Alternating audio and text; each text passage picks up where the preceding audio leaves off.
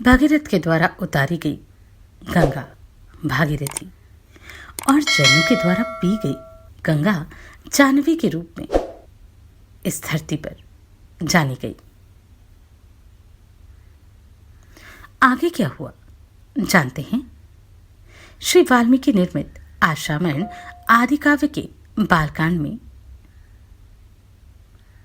44वें सर्ग में आप सभी से अनुरोध है कि यदि आप इन वीडियोस को लाइक, शेयर या सब्सक्राइब नहीं भी कर सकते तो इन्हें पूरा अवश्य सुनें।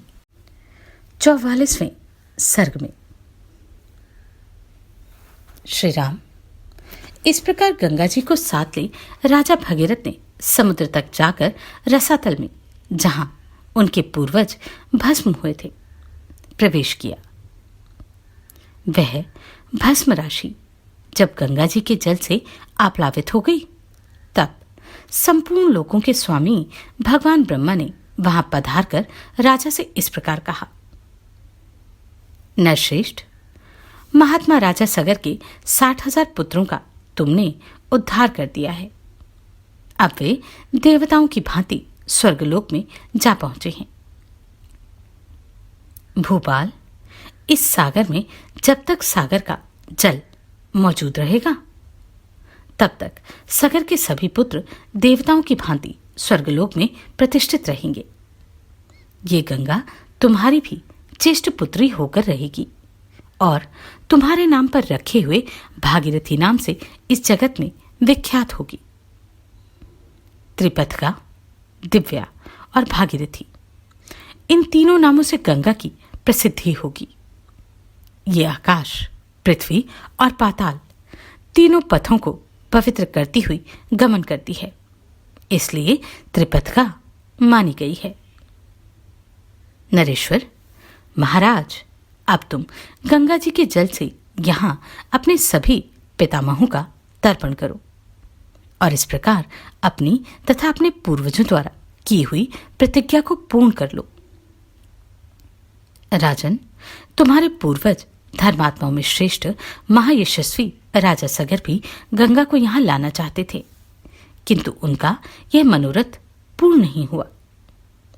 बस इसी प्रकार लोक में अप्रतिम प्रभावशाली, उत्तम, गुण विशिष्ट, महर्षि तुल्य, तेजस्वी, मेरे समान तपस्वी तथा क्षत्रिय धर्मपरायण राजश्री अंशुमान ने भी गंगा को यहां लाने की इच्छा की, परंतु वे इस पृथ्वी पर उन्हें लाने की प्रतिज्ञा पूरी न कर सके। निष्पाप महाभाग, तुम्हारे अत्यंत तेजस्वी पिता दिलीप भी गंगा को यहां लाने की इच्छा करके भी इस कार्य में सफल न हो सके।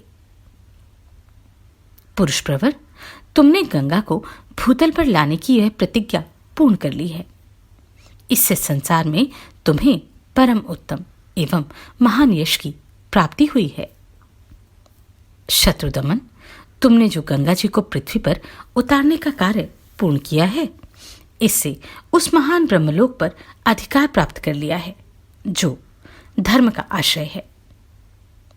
नरश्रेष्ठ, पुरुष प्रवर, गंगा जी का जल सदा ही स्नान के योग्य है।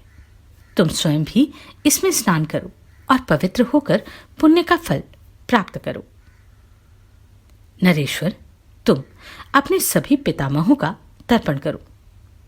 तुम्हारा कल्याण हो। अब मैं अपने लोक को जाऊंगा, तुम भी अपनी राजधानी को लौट जाओ। ऐसा कहकर सर्वलोक पितामह महायशस्वी देवेश्वर ब्रह्मा जी जैसे आए थे वैसे ही देवलोक को लौट गए। नरश्रेष्ठ, महायशस्वी राजश्री राजा भगीरथ भी गंगा जी के उत्तम जल से क्रमशः सभी सगर पुत्रों का विधिवत तर्पण करके पवित्र हो अपने नगर को चले गए। इस प्रकार सफल मनोरथ होकर वे अपने राज्य का शासन करने लगे। रघुनंदन, अपने राजा को पुनः सामने पाकर प्रजावर्ग को बड़ी प्रसन्नता हुई। सबका शोक जाता रहा, सबके मनोरथ पूर्ण हुए और चिंताएं दूर हो गई। श्री राम, यह गंगा जी की कथा मैंने तुम्हें विस्तार के साथ कह सुनाई। तुम्हारा कल्याण हो। अब जाओ मंगलमय संध्या वंदन आदि का संपादन करो। देखो, संध्याकाल बीता जा रहा है। यह गंगा अवतरण का मंगलमय उपाख्यान आयु बढ़ाने वाला है। धन, यश, आयु, पुत्र और स्वर्ग की प्राप्ति कराने वाला है। जो ब्राह्मणों, क्षत्रियों तथा दूसरे वर्ण के लोगों को भी यह कथा सुनाता है, उसके ऊपर देवता और पितृ प्रसन्न होते हैं। कुकुत्स कुलभूषण जो इसका श्रवण करता है, वह संपूर्ण कामनाओं को प्राप्त कर लेता है।